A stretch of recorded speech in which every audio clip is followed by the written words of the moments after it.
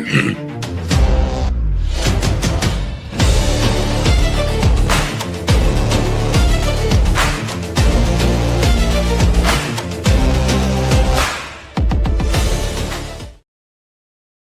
sports fans, this is Robert with WTP Sports Dudes here live tonight.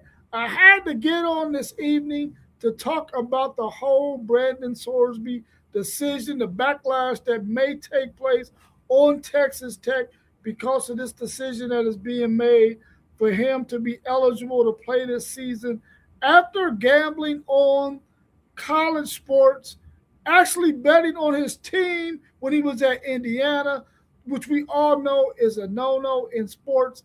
I don't understand what the big deal is about the fact that they feel like this young man should be able to play.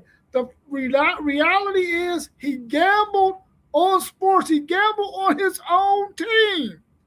You do not have to be as old as the story behind Shoeless Joe Jackson, Pete Rose, or Art Leaster to know that you cannot gamble on sports, especially your own team. We already know what the backlash was for those three individuals who had some gambling issues.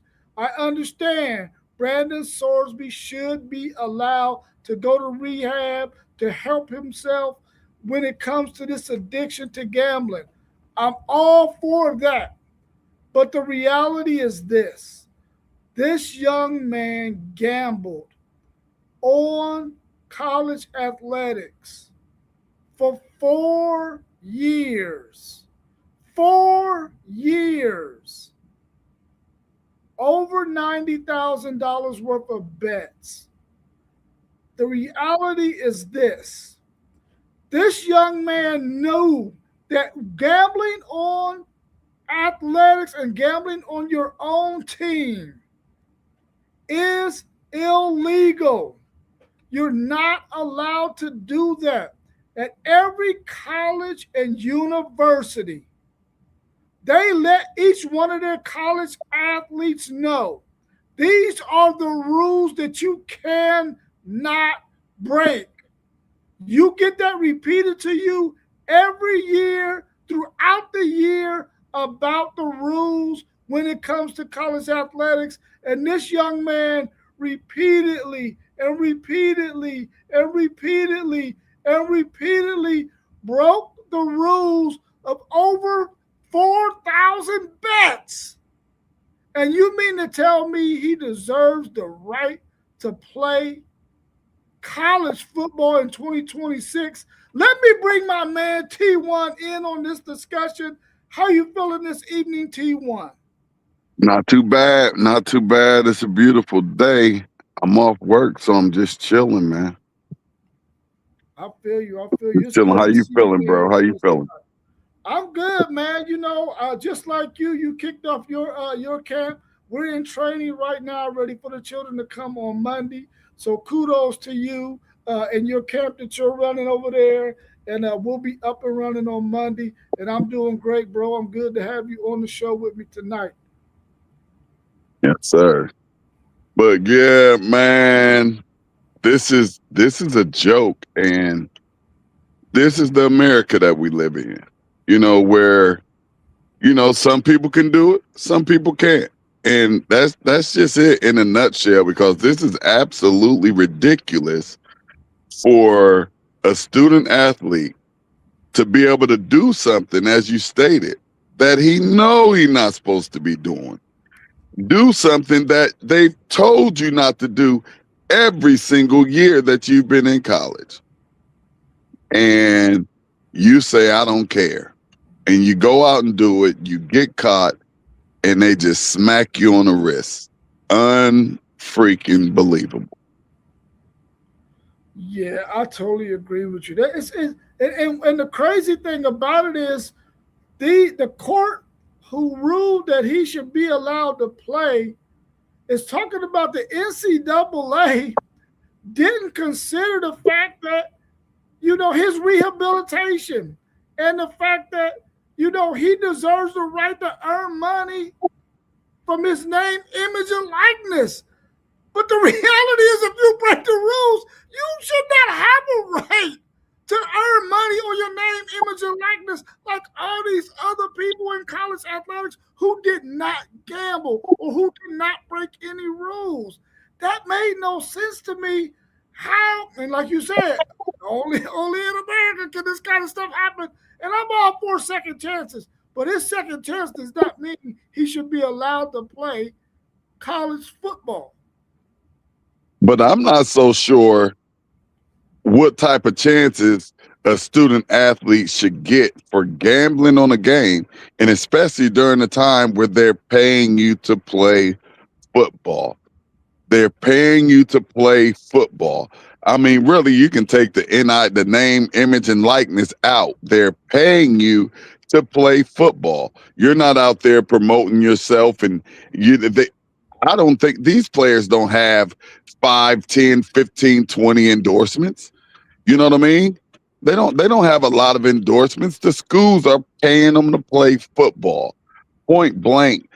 If you break a rule, that should be snatched away from you.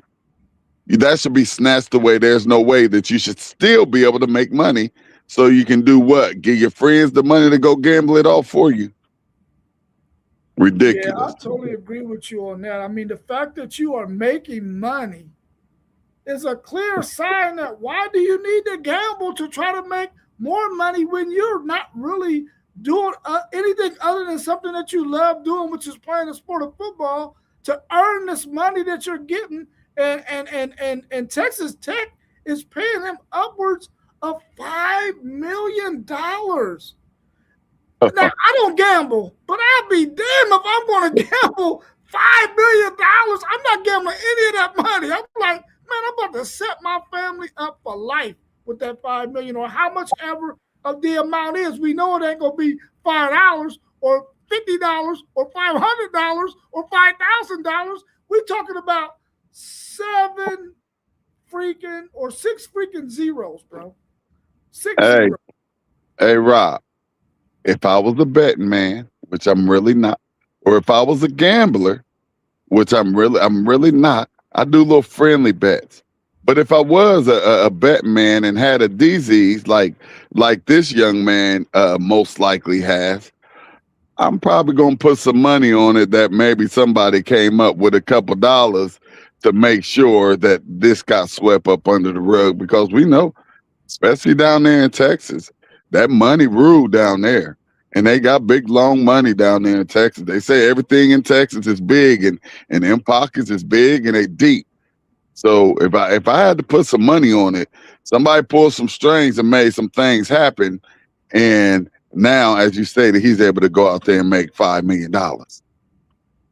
Yeah, I'm quite sure somebody definitely pulled some strings. And from what I understand, the judges who ruled on this, four of them happen to be Texas Tech alumni. So it's like, come on, man. How can we keep on having situations like this where the NCAA says you're ineligible and then you can go to a court that is favorable to you, the player who's felony injunction, and they happen to be alumni to the school in which you're representing. We've seen it in the case with Trinidad Chambliss. Now we're seeing it again in the case with Bredan Sorsby. That's shouldn't that be a conflict of interest? I don't know why not. I don't know why not. That's ridiculous and only in America. Oh yeah, you're right about that. I said on a previous video, and I really was, and I'm sticking by this. If I'm Texas Tech, when I found out that information from whoever it came from, whether it came from the University of Cincinnati or not, wherever it came from, once it came out and it was found that it was true, and the player admitted that he did such a thing as gamble on his team and gambled on other sports in general, as a Texas Tech staff member or person over Texas Tech, I would have been like, listen, We got to rule this guy ineligible because he broke the rules, and do the right thing and keep your integrity as a Texas Tech University. You want to keep your integrity in that instance. You had a golden opportunity to do so, and they chose not to simply because they want to do what? Win games? It got to be more than that, right? Is it more than that? Is it really about the kid, or is it about winning games, or is it about what is it about? What do you think about that? Shouldn't Texas Tech have come out and said something, or at least punished this young man before it got to this point? Hey, you have to understand too, Rob. Everybody doesn't have the standards that the Texas and Ohio States have. They're just happy if they can get to the college football playoffs. If they can get to the college football playoffs, it's a big, gigantic success for them. Or even if they can win the Big 12, that's their national championship. That's their successful season. And some people would only take a little bit to make them happy, and I guess that's what you're seeing right here down there in Texas Tech.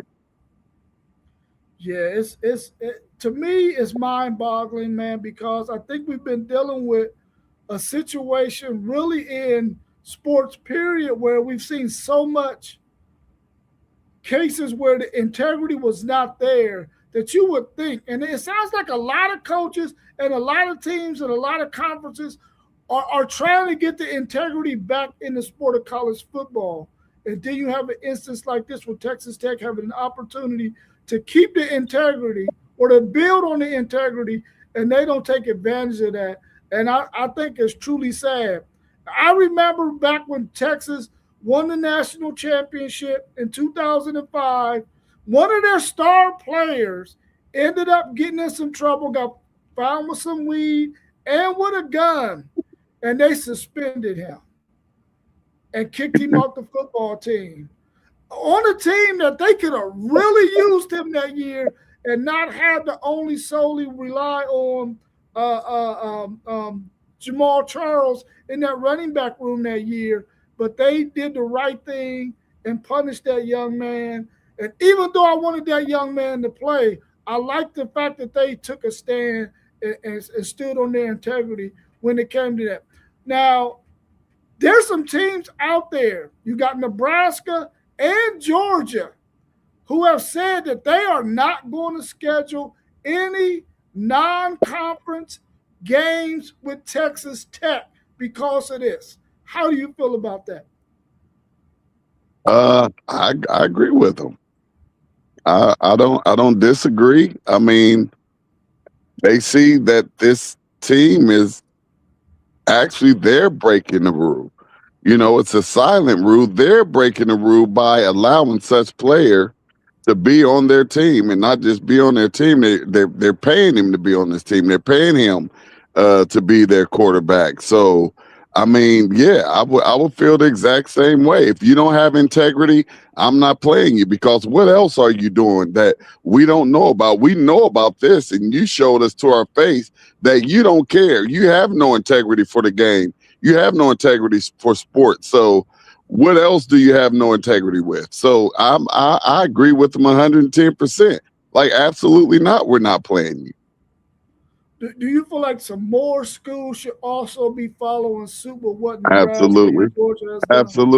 Absolutely. Because really, I think that's a black eye to the NCAA football. I think that's a black eye. You're saying that we don't mind that he broke this rule. We're just going to we're going to have some talk with him, send him off to rehab, and we're going to go on about business as usual. Absolutely. Like, they're basically just playing by their own rules. So play by your own rules. Go schedule you some games. I will say this: you got the Big 12, the Big 10, and the SEC calling an emergency meeting specifically surrounding this topic about Texas Tech and this Brandon Sorsby decision to decide on if they're going to follow suit with what Nebraska and what Georgia has done. But to me, I feel like, listen, maybe they are waiting on their conference to tell them what direction to go. But I would take the stance like Georgia and Nebraska did and say, listen, I don't need to wait on my conference to tell me to do what's right.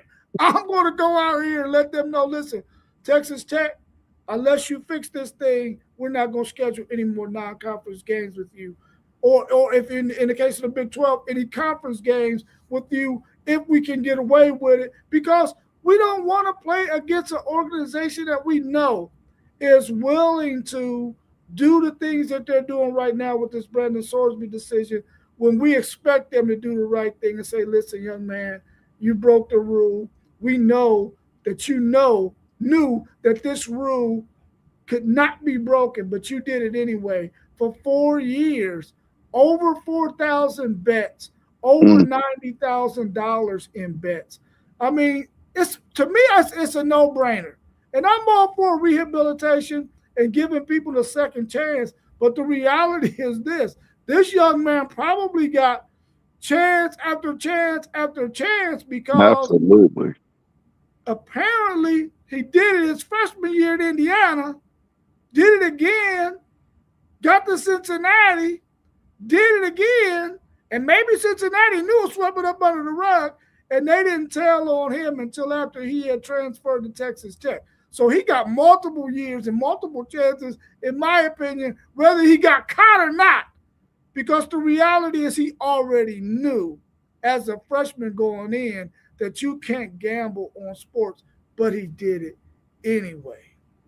If you were and you're an Ohio State fan, do you think you should wait until your conference says, "Hey, listen, this is the direction we're gonna go," or would you take a stance as somebody on Ohio State staff to say, "Listen, we're not playing Texas Tech"? Hey, I mean, it's definitely going to have to come from the top, or Ryan Day would have to go to the AD and say, yo, if they were on the schedule, they're not on our schedule in no upcoming years. And you have to remember, some of these schedules are made like 5, 6, 7 years in advance. You know, like I want to say our schedule with our back to back with Texas was probably scheduled like in maybe 2018 or something. I know it was a long time ago. Yeah, it was. So it would have to come from the head coach, and the head coach having enough power to go to the AD and telling them, hey, we're not playing them. So yeah, I'm on board. I'm on board with any university saying that they're not playing Texas Tech Yeah. in Do you conference, out of conference. It don't matter. do you feel like there might be some kind of underlining um, backdooring of the NCAA when it comes to these rulings like this in the case of Trinidad Chambliss, in the case of Brendan Sorsby, and others who were ruled ineligible by the NCAA, but then they go to court and do an injunction, and then all of a sudden they get reinstated.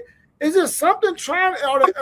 Is there some people out there trying to get rid of the NCAA? Do you think it goes that far, or is it just a situation where somebody just found a favorable judge who decided to let them play because they got some ties to their university?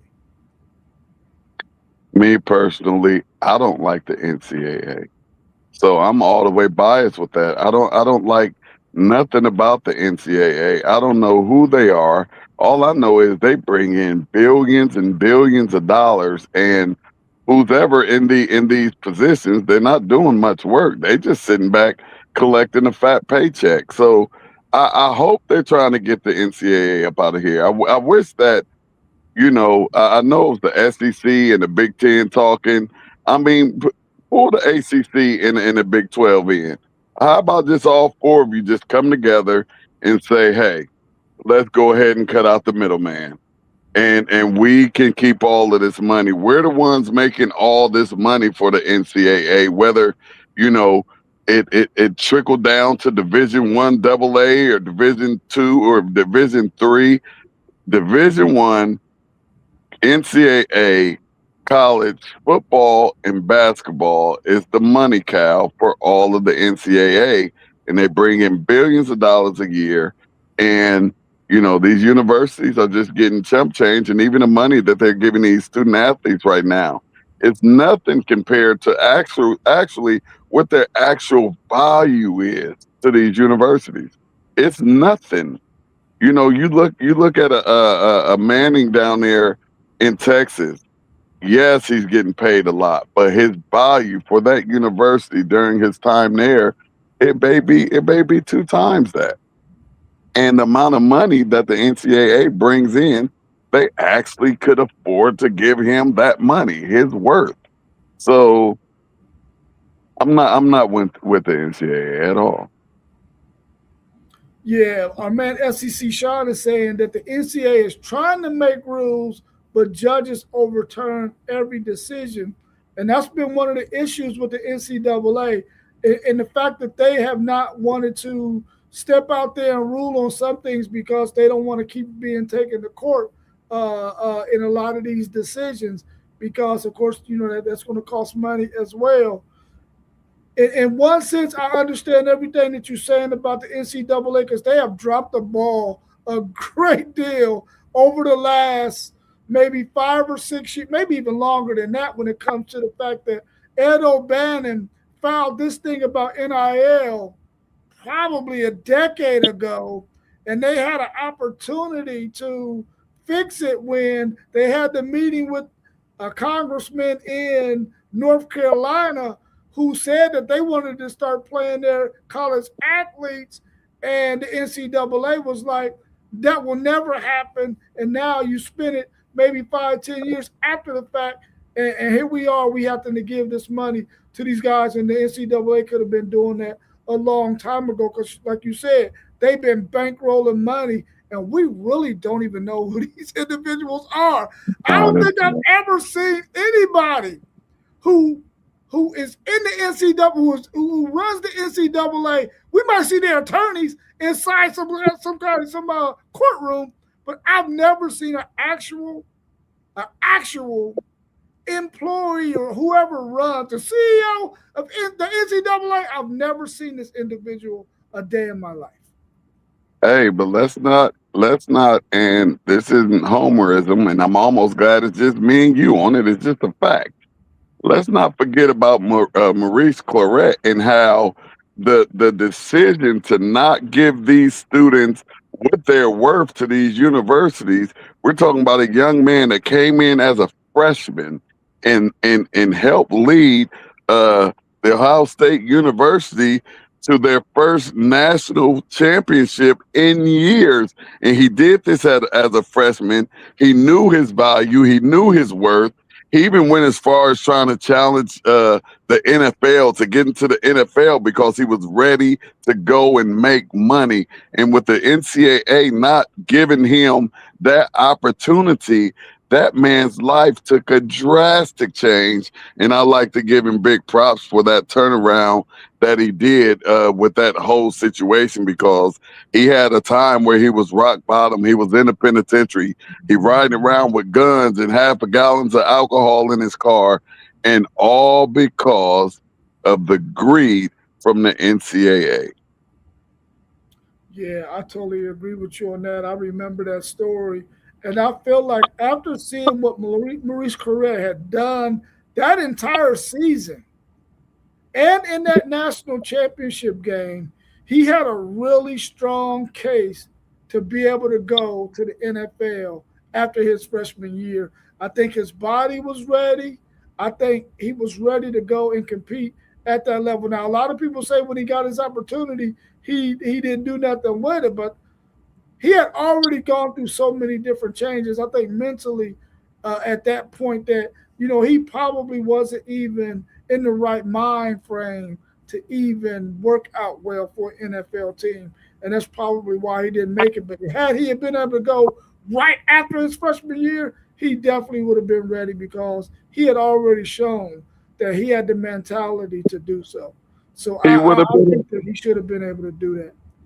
he would have been a first rounder. If not Yeah. first rounder, second rounder for sure. But I'm not so sure that 30 teams would have passed up on this unbelievable athlete. He actually was something that we really have not seen before. We have seen some great running backs in the Bo Jacksons in the OJ Simpsons and the what was just any of those freshman phenoms that came in, but how many of those freshman phenoms actually, as you stated, I mean, he had some amazing games and even showed his passion and how hard he works to win this game in that national championship game. Because if we don't have Maurice Claret, we're not winning that game, point blank, plain and simple.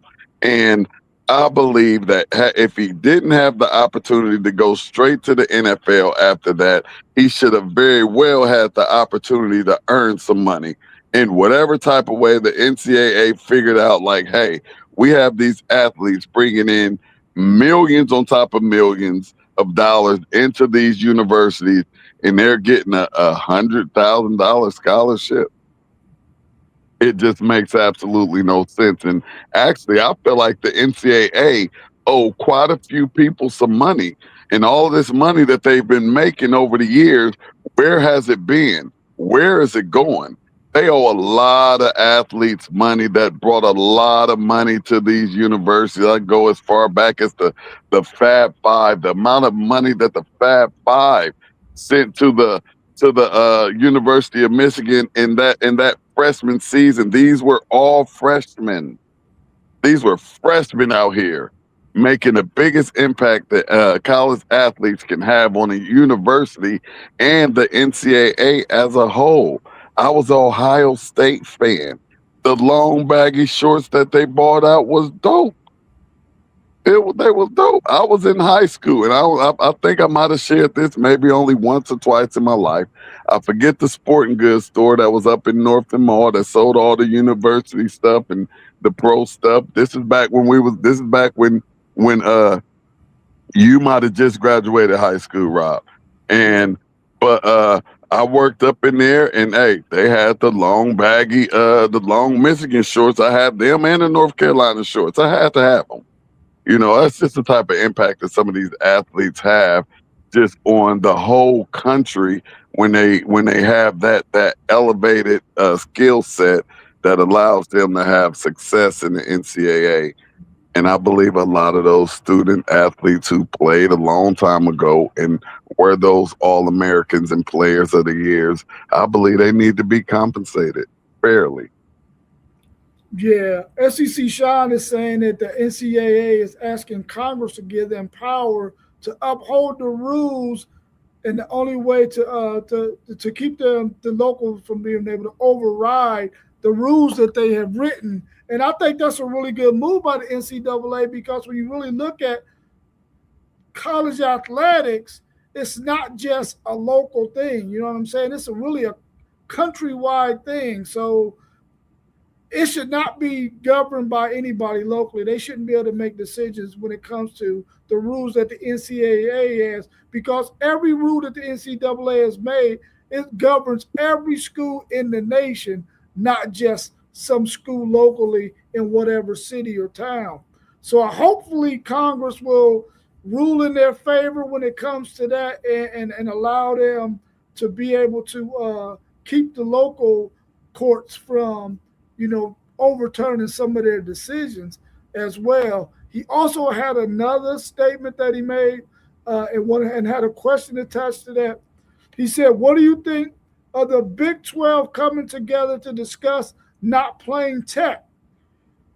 It won't happen, but the Big 12 could implement their own sanctions on Tech that are protected by Texas law."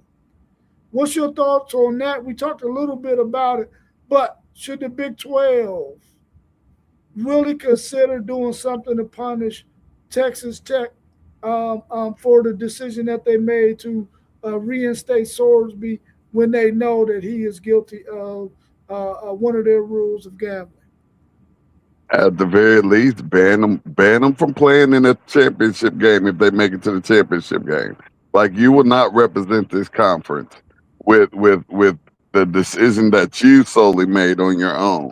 I would definitely ban them from the champions from postseason play. Yeah. SEC shot. I thought I read somewhere where the Big Ten, the SEC were all calling emergency meetings to discuss this matter as well as it relates to Texas Tech. Um, in this decision with Brandon Sorsby.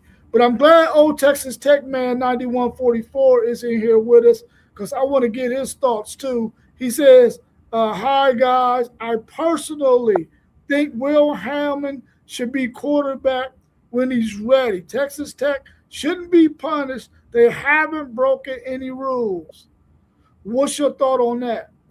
Well, I mean, of course, Texas Tech went to the court to get the ruling for Sorsby to play. So, according to that, Texas Tech has not broke any rules. But what should Texas Tech stance be, in your opinion, old Texas Tech man, as it relates to Sorsby being able to play or not? But what do you think about his comment right there, T1? Hey, if I'm Texas Tech and the judge make the ruling and say everything is okay, guess what? Everything is okay. Like I don't know what y'all talking about. I'm gonna fight anything that the Big 12 might come to and try to say, hey, they shouldn't be allowed to play in postseason because they allowed this player to play. Excuse me, the courts allowed this player to play. We ain't do nothing. So that's my stance. I'm if I'm Texas Tech, I'm acting the way I would act if I was South High School.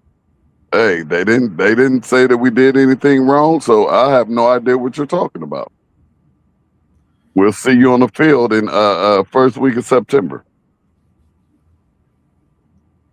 Yeah. Yeah.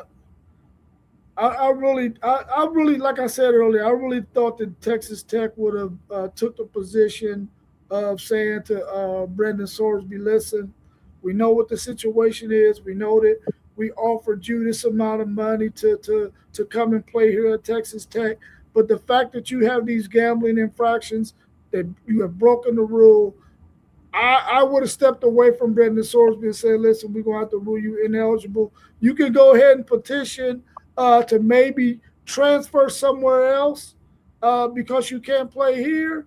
Much like I think what happened with the guy at BYU. BYU stood on what their policy is, and the young man did something that broke their policy, and they let him go on about his way. I think Texas Tech should have done something very similar in the case of Brendan Sorsby as well.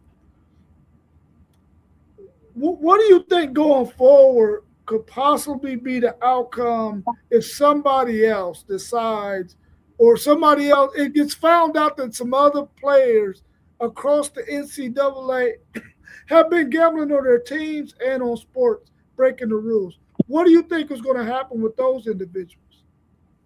Hey, Rob, we've been knowing this ever since we were kids. The second person always the one to get caught. So the next person gonna get it handed to them. Like I said, only in America.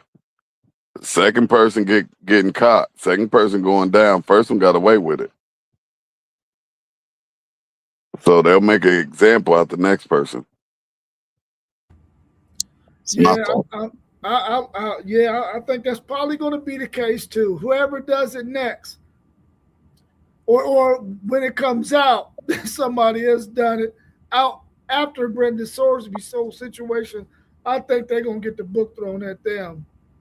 Because it's gonna be like, dude, didn't you see what went down with this guy? You still gonna do that anyway? I And so wonder guess if what, they Rob? My say it fault. My again. fault. Go ahead.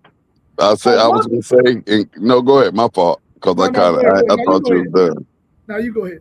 I was gonna say like if and also if that happens again, I could just see the university taking matters into their own hands and they won't be the ones having to answer questions about whatever happens in the court or whatever, whatnot. Just that university just gonna let them go because they're not gonna want that type of publicity brought to them.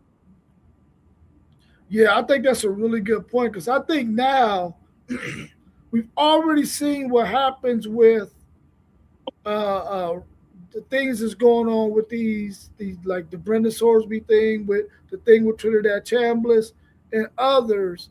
to where now it should be upon the university to go ahead and step out first and say, listen, this is what's happening here, and this is what our punishment is going to be for this individual because we don't agree with them doing this, this, or that. And I think, like in the case of, remember, we was all dealing with the whole Michigan situation, and even though Michigan was handing down some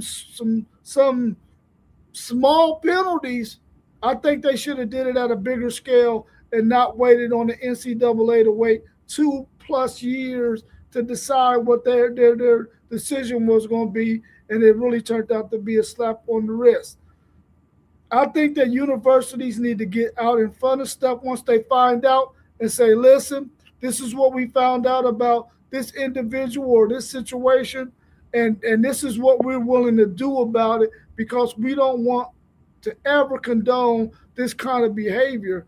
And I think universities, like you just said, should get out in front of that and take care of it in house, so that way the rest of the country can say, listen, they dealing with a situation that was not right on their campus, and they're doing something about it. They're not trying to sweep it under the rug or hide it or wait to see if somebody else is going to discipline them. They're going to take care of it themselves.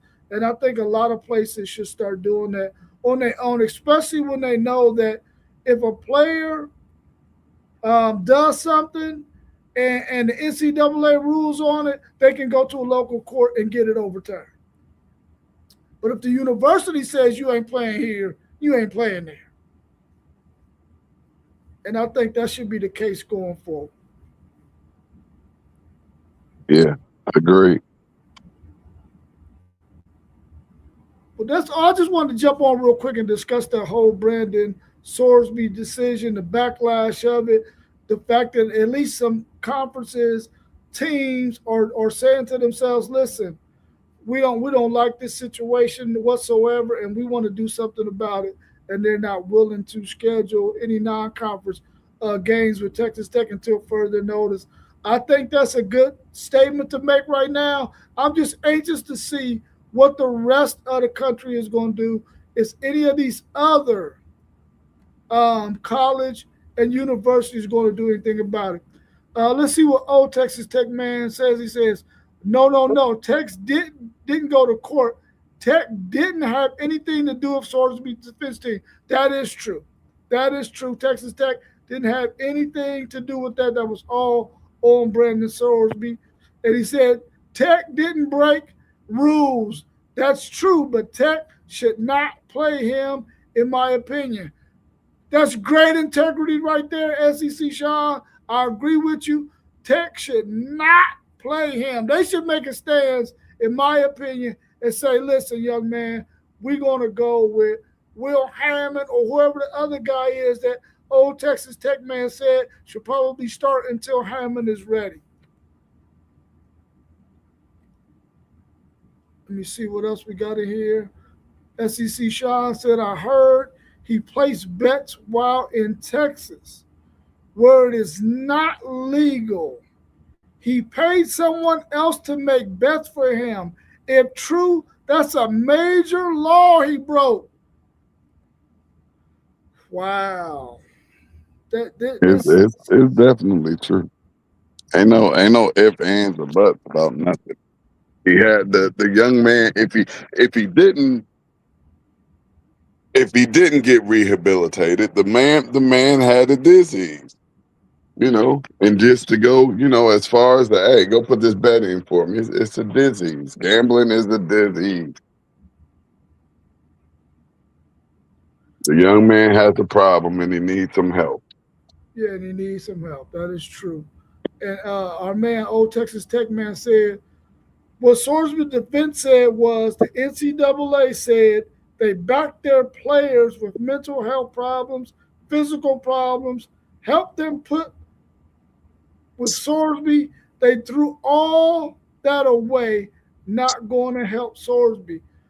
I understand that, and I agree with. They should have gave Sorsby some type of help, But when you look at a protracted history of him for 4 years, his entire career in college football, this young man has betted, and he been to three different stops where I'm quite sure at all three of those stops, he was told gambling is illegal, young man. Gambling is illegal, but he chose to do it anyway. He even went as far as to get somebody to do the gambling for him. That's a sign that he has a problem and he needs some rehabilitation and some help.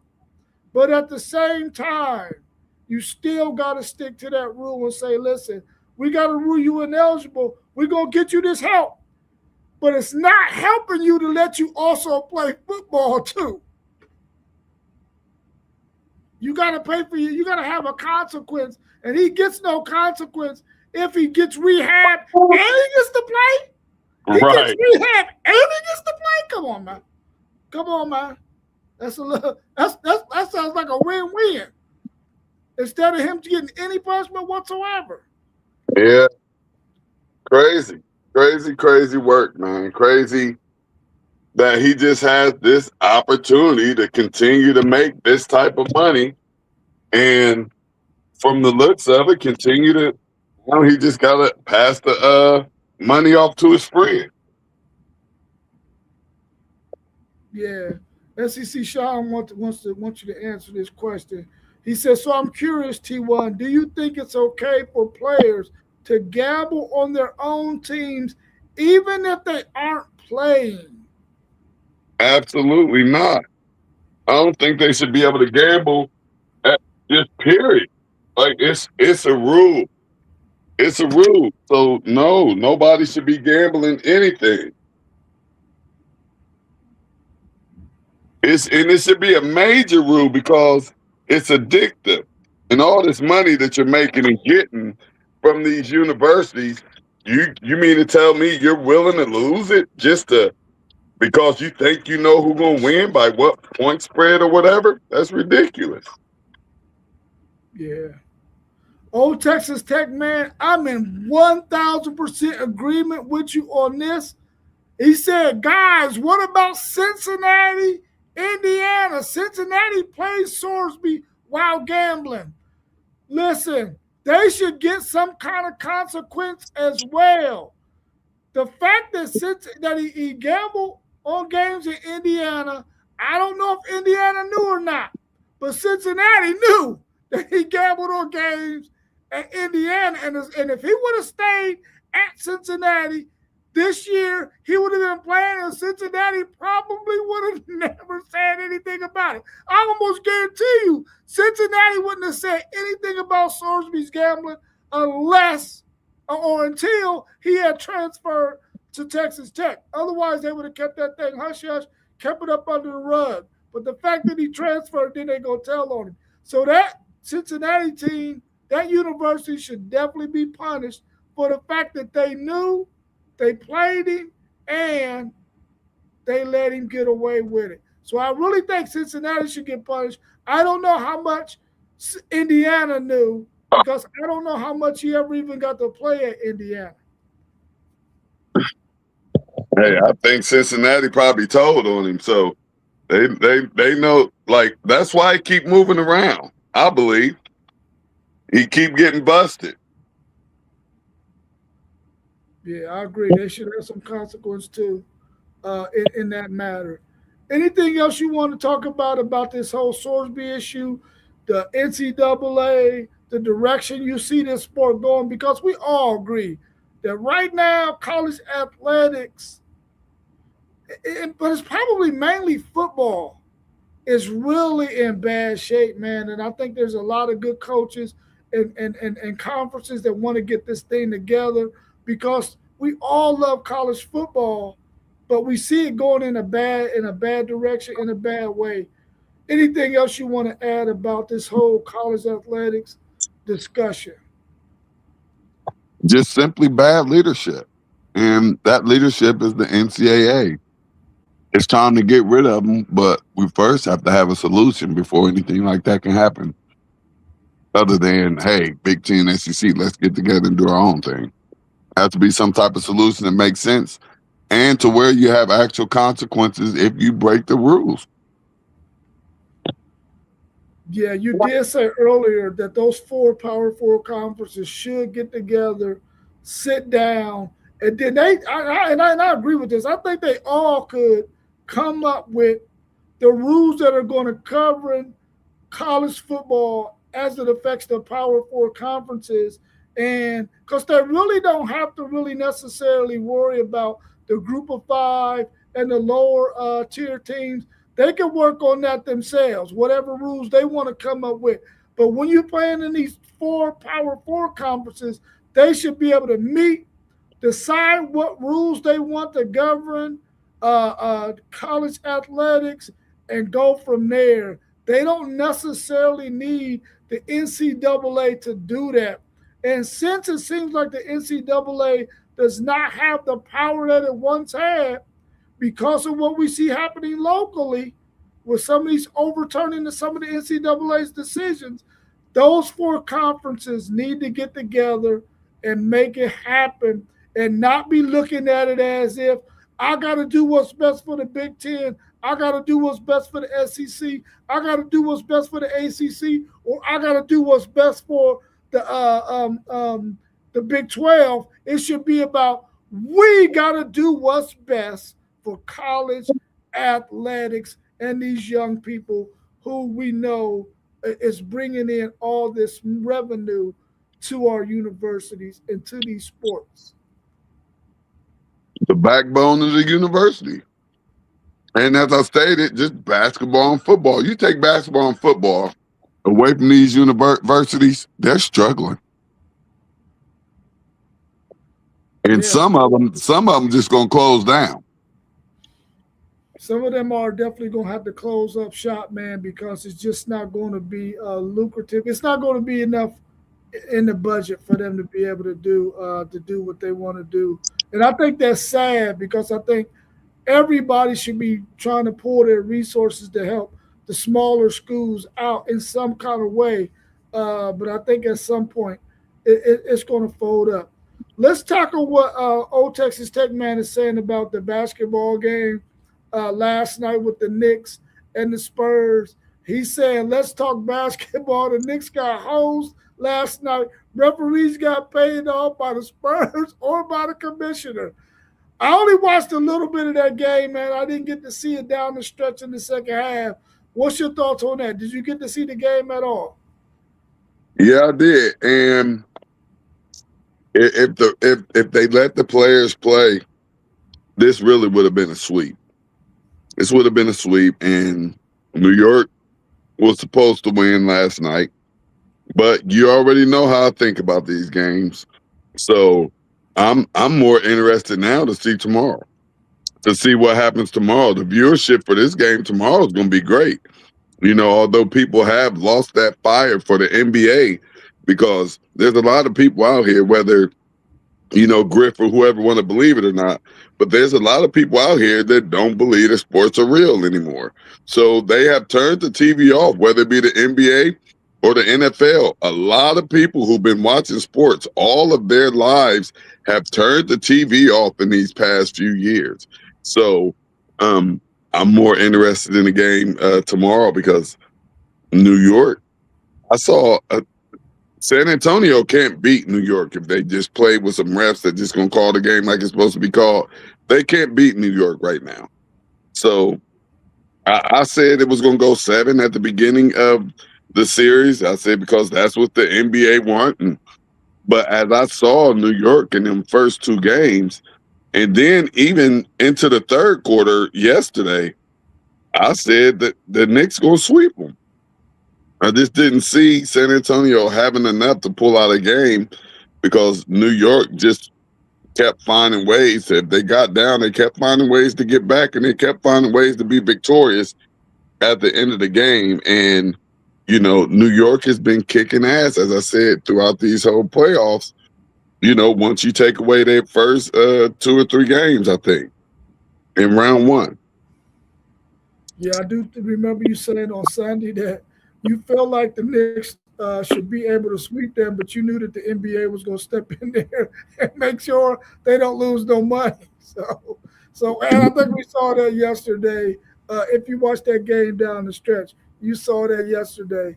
And old Texas Tech man said that Hamby should have gotten a flagrant one on that foul that he had, and that's probably the truth. That's probably the truth. SEC shot, I totally agree with you, bro. Those four, meaning the Power Four conferences, can't agree on what color shirt to wear to the meeting is one problem.